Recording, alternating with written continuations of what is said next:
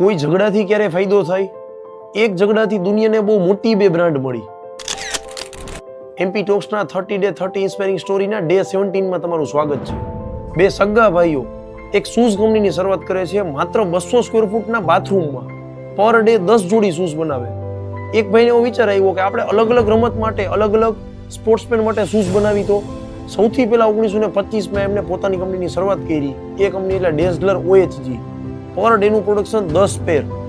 1925માં football માટે shoes બનાવ્યા. 1928માં trekking shoes બનાવ્યા. ધીમે ધીમે કર્મચારી વધારતા ગયા. ઇનિશિયલ બેઝ ઉપર માત્ર 25 કર્મચારી અને 100 શૂઝનું પ્રોડક્શન. 1931માં વિશ્વના પહેલા ટેનિસ પ્લેયર માટેના શૂઝ લોન્ચ કર્યા. બહુ મોટી સફળતા ન મળી પણ કંપની ધીમે ધીમે ગ્રો કરતી ગઈ. 1948માં બંને ભાઈ વચ્ચે વિવાદ થાય છે, બંને ભાઈ અલગ થાય છે.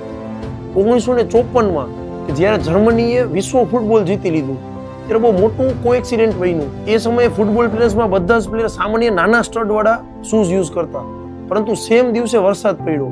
આખું ગ્રાઉન્ડ થોડું ભેજવાળું એટલે કે ભીનું થઈ ગયું. જર્મનીના ટીમ પ્લેયરે મોટા સ્ટડવાળા શૂઝ યુઝ કર્યા અને આકસ્મિક રીતે જર્મનીની ટીમ જ એ દિવસે જીતી ગઈ.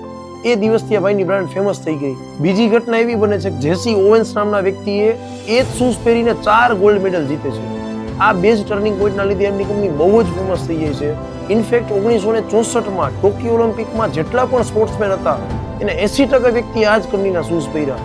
અને એ જ શૂઝ બ્રાન્ડ એટલે એડિડાસ અને એનો સ્થાપક એટલે એડી ડેઝલર.